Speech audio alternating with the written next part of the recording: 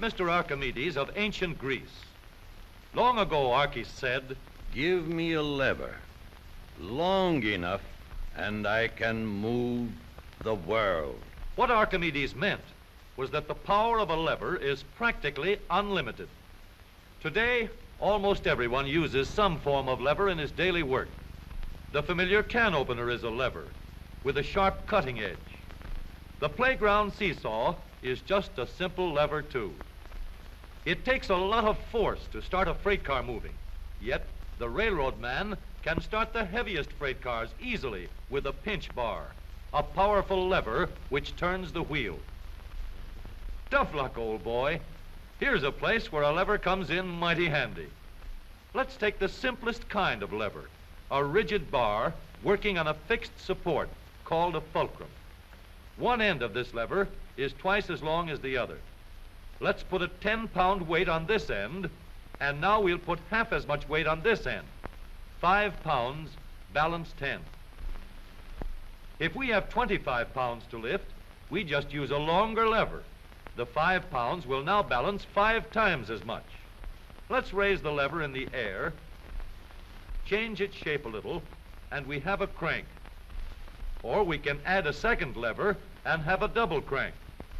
Now the short arm moves 1/4 the distance, but we get 4 times the force. If we want continuous motion, we need more arms. Now we have levers that turn. The larger paddle wheel makes fewer turns, but it delivers more force. A paddle wheel is nothing but a never-ending series of levers.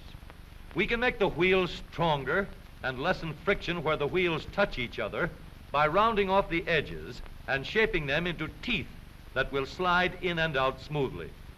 Now, the power flows smoothly and continuously through spinning leverage of gear wheels. Gears are made in many kinds and many sizes. Little gears, big gears, worm gears, bevel gears, and even lopsided gears. Over 100 million gears are spinning over the roads in the transmissions of our automobiles. The transmission is located right at the bottom of the gear shift lever. Let's start from scratch and put together a model of the gears that we shift in our motor car. The shaft on the left comes from the engine. The shaft on the right carries the power back to the rear wheels. To connect these two with gears, we'll need another shaft, known as a counter shaft. These two gears carry the power from the engine shaft to the counter shaft and are always connected or in mesh. This gear on the drive shaft going to the wheels is free to turn around the shaft. We'll put it in mesh with another gear on the counter shaft. These gears are always in mesh and keep turning while the engine is running. To switch from one set of gears to another, our transmission needs a short shaft like this, known as a clutch sleeve. It cannot turn on the drive shaft, but it is free to slide back and forth. On the sleeve, we'll mount a large gear, which we can shift back and forth to mesh with the small gear in the middle of the counter shaft.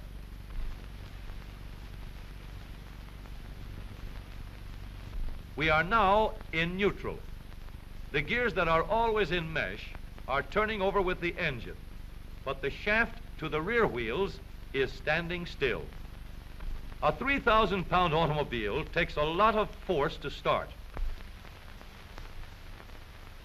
So in low speed, we get the greatest leverage by letting the smallest gear on the counter shaft turn the largest gear on the drive shaft. The engine on this model is running at a constant speed of 90 revolutions a minute. With low gears in mesh, the rear wheel is turning at 30 revolutions a minute, about 1/3 the speed of the engine, but with 3 times the force. The power is going through these gears in the transmission.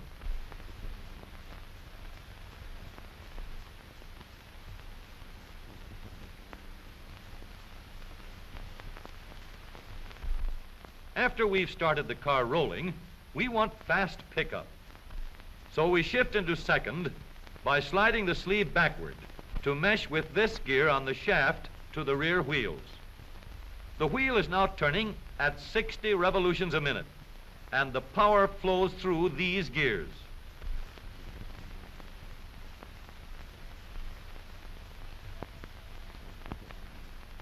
For higher speeds, we let the power go directly to the rear wheels.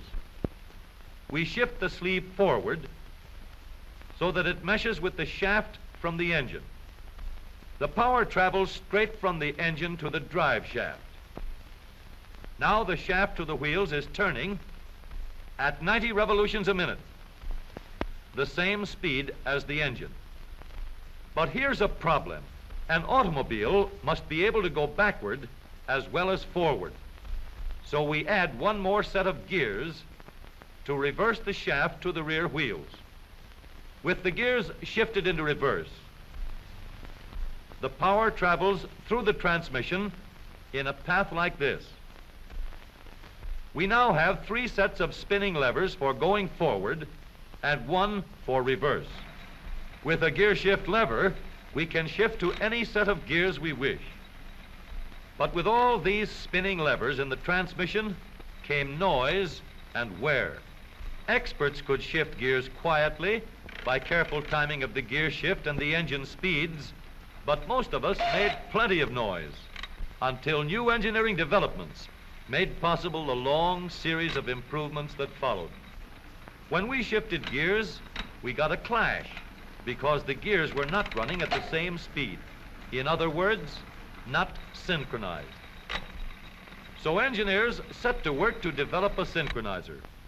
The synchronizer works like a cork twisted into the top of a bottle.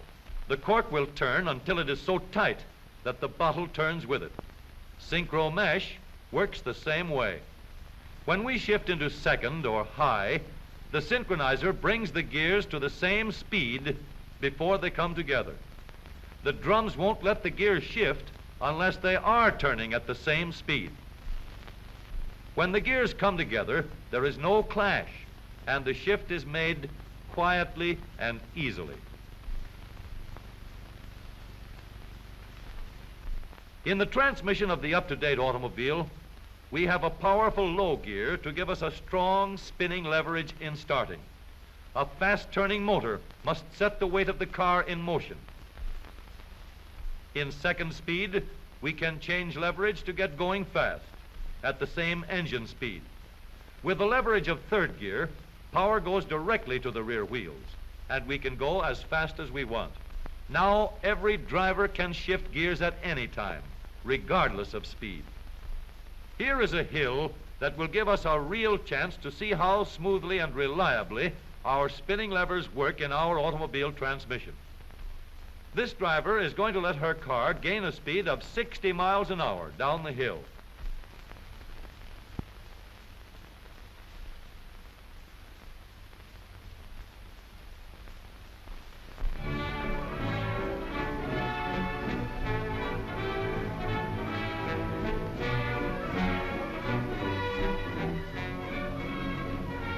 Then she will shift into second speed and bring her car easily and safely under control before it reaches the bottom of the hill.